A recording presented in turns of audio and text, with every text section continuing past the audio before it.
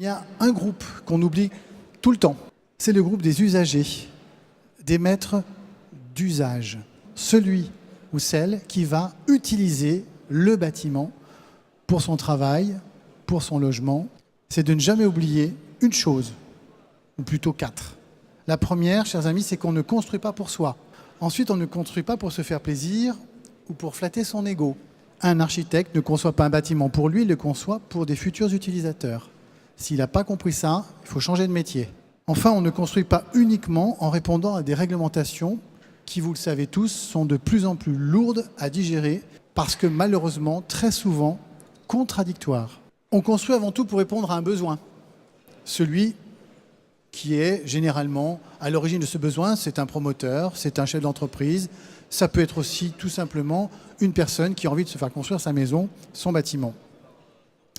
Derrière tout ça, il y a quand même aussi, derrière ce qu'on appelle les maîtres d'ouvrage, des décideurs publics, on appelle ça les politiques, tous celles et ceux qui, de manière directe ou indirecte, vont rentrer dans la qualité architecturale du bâtiment. Tous ces acteurs ont pour vocation de faire en sorte que le bâtiment qui va répondre à un besoin simple n'aille pas en contradiction avec l'intérêt collectif, puisque, je vous le rappelle, la loi du 3 janvier 1977, loi sur l'architecture, indique bien dans son article 1 que l'architecture est d'intérêt public. Il y a qu'un bâtiment a, pour simplifier tout ça, 4 vies.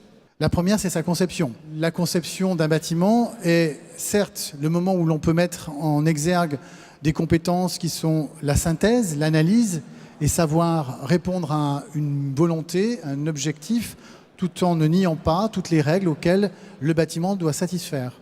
La seconde, la construction. Là-dedans, on va mêler 2 grandes lignes directrices. La première, bien évidemment, les fabricants de matériaux. Et puis de l'autre côté, les entreprises qui, elles, vont s'intéresser à la construction, la mise en œuvre en utilisant ces matériaux avec toutes les contraintes que cela peut avoir. Troisième vis, c'est celle qui est la plus longue, semble-t-il, en tout cas celle pour laquelle le bâtiment est conçu puis construit, c'est évidemment l'utilisation, le fonctionnement, autrement dit, le fait de pouvoir prendre possession d'un bâtiment et en avoir l'usage. Et enfin, il y a une 4e vie qu'on oublie continuellement, ou en tout cas à laquelle on s'est peu intéressé jusqu'à présent en France, je dis bien en France, c'est le recyclage du bâtiment, qui peut s'appuyer sur 2 grandes directions là aussi. La première, on le détruit, on le rase et on recommence à zéro. Il est très en vogue de dire qu'on ne démolit plus, on déconstruit.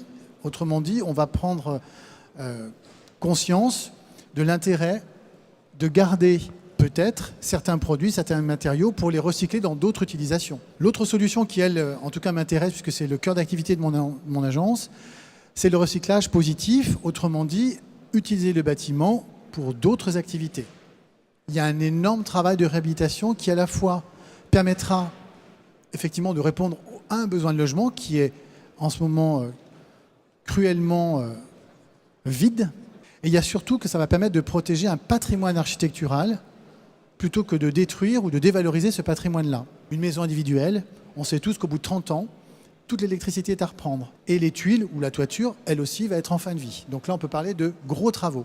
Et bien sûr, 30 ans, un bâtiment, le coût de conception, c'est de l'ordre de 3% du coût global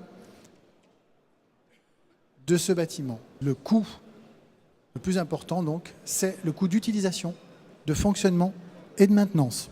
Il n'empêche qu'on ne peut pas arrêter la pratique architecturale et urbaine à des pratiques commerciales. Alors si j'avais à faire 3 ou 4 points sur l'objectif du coût global, premièrement, c'est prendre conscience que le coût de fonctionnement et la qualité d'usage d'un espace découlent d'une vraie compétence croisée de nos métiers. Chacun, à chaque étape, a une mission, mais cette mission ne s'arrête pas à la fin de l'étape. Le deuxième point donc, du coût global, en tout cas ses objectifs, c'est de faire en sorte de développer une culture commune. Culture commune autour du projet, qu'il soit urbain, parce que le bâtiment n'est pas une boîte, un objet que l'on vient poser tel une sculpture dans un site. Et le coût global intègre l'impact du bâtiment sur ce site. Je crois qu'il faut aussi garder en mémoire qu'un vrai bâtiment éco-logique, c'est un vrai bâtiment passif. Le coût global, troisième point, c'est aussi faire prendre conscience de la vraie valeur d'un bâtiment qui doit dépasser le stade du show-off ou de la course à l'ostentatoire. Bâtir un bâtiment, c'est bâtir un patrimoine. Et ce patrimoine commun, le coût global, là-dessus aussi, il est important. Parce qu'on peut avoir des soucis importants en termes de logique de vie. Prendre conscience, premièrement, du coût global d'un bâtiment, c'est redonner une vraie valeur à nos métiers d'abord, à notre savoir et nos savoir-faire croisés ensuite, et enfin à notre travail commun, gage d'un résultat positif pour tous. Valoriser le coût global, c'est aussi se donner les moyens de laisser une planète mieux préparée à affronter les enjeux socio-économiques autant que environnementaux futurs.